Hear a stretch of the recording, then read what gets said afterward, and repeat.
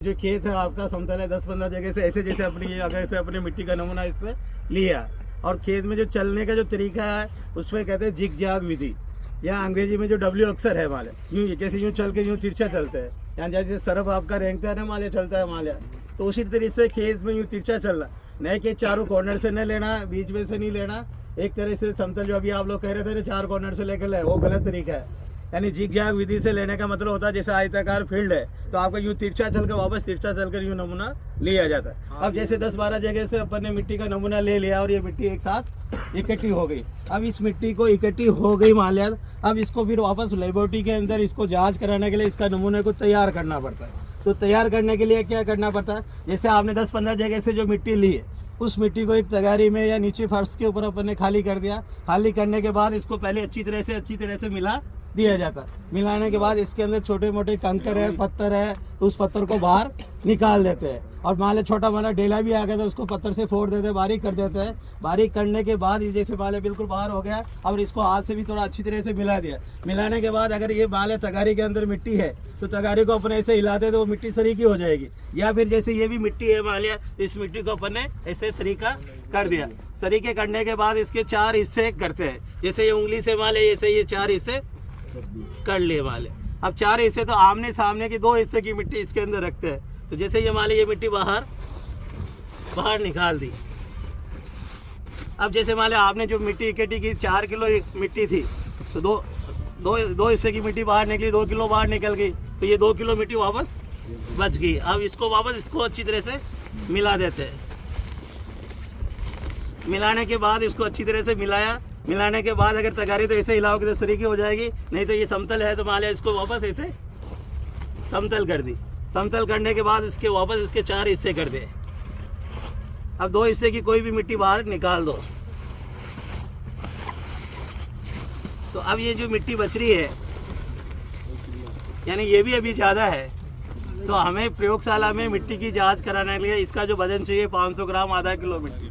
तो अब आपको आधी ज़्यादा लग रही है फिर एक प्रक्रिया एक बार इसको और पुनः करते हैं। जब लास्ट में आधा किलो जो मिट्टी रह जाती है मान लिया तो उस मिट्टी को क्या करते हैं मान लिया ऐसी कोई भी प्लास्टिक की थैली है यानी ये जो थैली है मान लिया इस थैली के अंदर जैसे इस मिट्टी को अपन चाहे तो बोले इसी मिट्टी को अपन दोबारा ये पुराना सैंपल है किसी का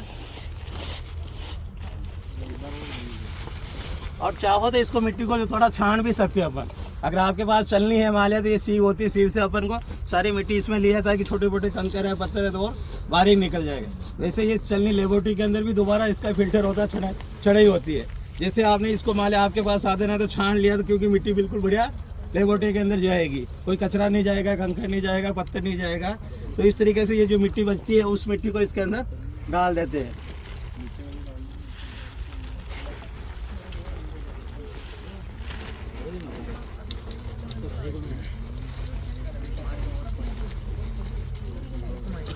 चलो तो इस तरीके से मिट्टी आपने डाल दिया।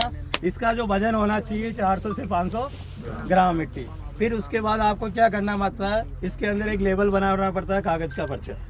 उसमें किसान का नाम क्या है, पिता का नाम क्या है, गांव क्या है, उसकी पंचायत समिति क्या है, जिला को है और संपर्क नंबर क्या है और उसमें कोई समस्या है वो लिख सकते हैं। उसके मोबाइल नंबर लिख सकते हैं और खेत की पहचान यानी खेत कौन सा है, जैसे ब्लॉक बोलते हैं भाई ए ब्लॉक है, बी ब्लॉक है या माल वाला खेत है या कचरा नंबर जो भी है वो लिख देते हैं। इसके अलावा इसमें फसल कौन सी बोनी है, उसको मिर्ची लेनी है, गेहूँ लेना है, क्या है, सारा फसल की जानकारी लिखा और ये इसके अंदर डाल दिया जैसे ये पर्ची और ये जो सैंपल है पैक हो जाता है। पैक ऐसे नहीं थैली मिलती है माले तो इसको धागे से भी बांध सकते हो और चाहो तो ये लेबर एक यहाँ भी लगा दो।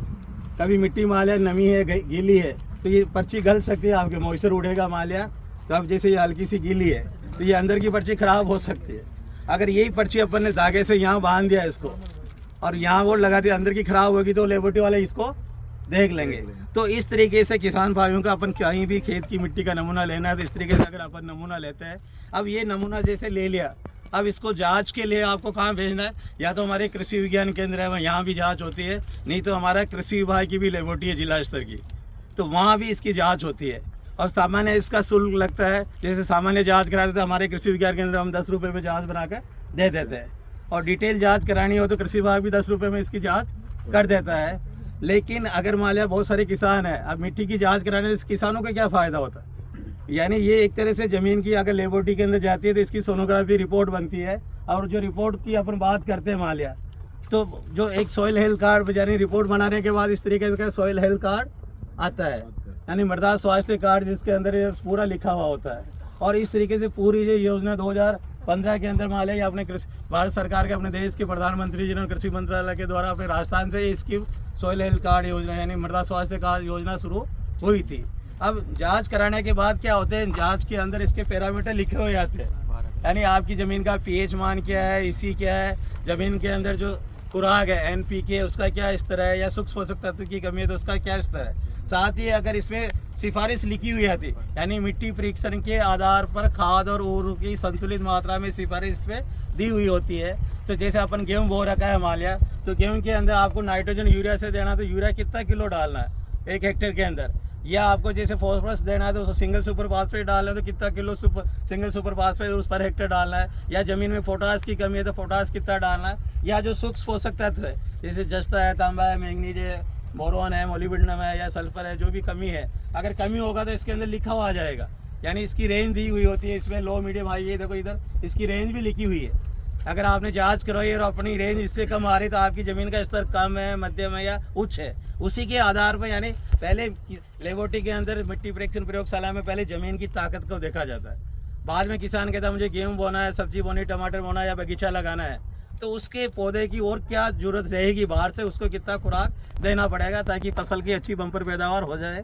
तो इस तरीके से किसान भाइयों का जो भी अपन मिट्टी का नमूना लेते हैं, तो नमूना लेने के बाद लेबोरेटरी के जाने के बाद किसान को जो रिपोर्ट मिलती है, ये वो कहलाता है एक तरह से सॉइल हेल्थ कार्ड, मृदा स्वास्थ्य कार्ड। यानी ये एक तरह से किसान की जन्मपत्री है, यानी खेत की जन्मपत्री है। जैसे अपन छोटे मोटे टावर होते हैं तो उनकी जन्मपत्री बनाते हैं, ब्याह शादी करते हैं तो सारा उसकी डिटेल देखा जाता है मान लिया। तो उसी तरीके से किसान की भी, अगर किसी किसान को नई ज़मीन खरीदना है मान लिया, नई ज़मीन खरीदना, तो अगर उसके पास जन्मपत्री ये है सॉइल हेल्थ कार्ड, इसको देखकर मैं सलाह दे सकता हूँ ये ज़मीन अच्छा उत्पादन देगी कि नहीं देगी।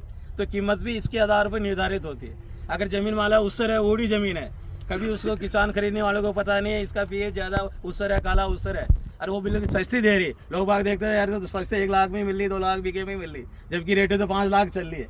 लेकिन वो ज़मीन उसर होगी मान लिया, अगर आप खरीद लोगे ना उसमें फसल उत्पादन लोगे तो कुछ होगा ही नहीं, यानी उसर से भी कम पैदावार होगी।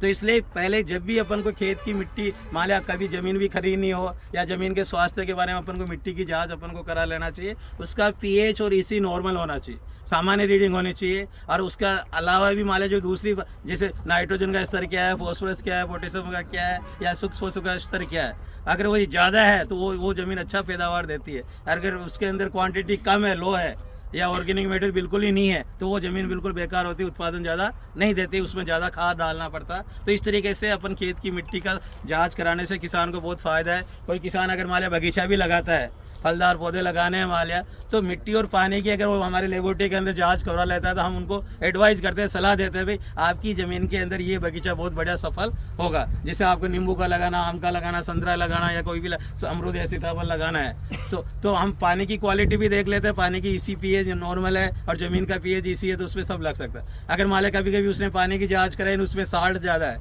सोल्यूबल साल्ट ज़्यादा है, घुलनशील लवण है, और किसान कहता है मुझे संतरा या नींबू लगाना, तो उसमें वो बगीचा नहीं चलेगा। तो हम उसको कह देंगे भाई आप संतरे की जगह या तो आंवला लगा लो या अमरूद लगा लो, तो ये पौधा आपका अच्छा चल जाएगा। तो किसान की लागत बच जाती है। कभी कभी किसान क्या बिना जांच कराए, मिट्टी पानी की जांच कराए बगीचा लगा लेता है, 2-3 साल बाद तो उसका बगीचा चलता रहता है। उसके बाद पानी में अगर साल्ट ज़्यादा है तो धीरे धीरे वो साल्ट ज़मीन में इकट्ठे होते जाते हैं, फिर वो ज़मीन की जड़ के अंदर साल्ट इकट्ठे हो जाते हैं, वो जड़ को सड़ा देते, गला देते, पौधा ऑटोमेटिक सूख जाता है। तो ये मान लिया जैसे बहुत सारा खर्चा कर देता है, 3-4 साल में बगीचा बिल्कुल नष्ट हो जाता है। तो इसलिए मिट्टी और पानी में तालमेल है कि नहीं है, मिट्टी की क्या स्थिति है, मिट्टी का यानी खेत की मिट्टी का स्वास्थ्य कैसा है, पानी कैसा है, ये दोनों क्वालिटी में मेल जोल है कि नहीं है, इसलिए मिट्टी और पानी की जांच करवाई जाती है और किसानों को सलाह दी जाती है। तो इस तरीके से अपन मिट्टी का नमूना लिया जाता है। धन्यवाद। बंद कर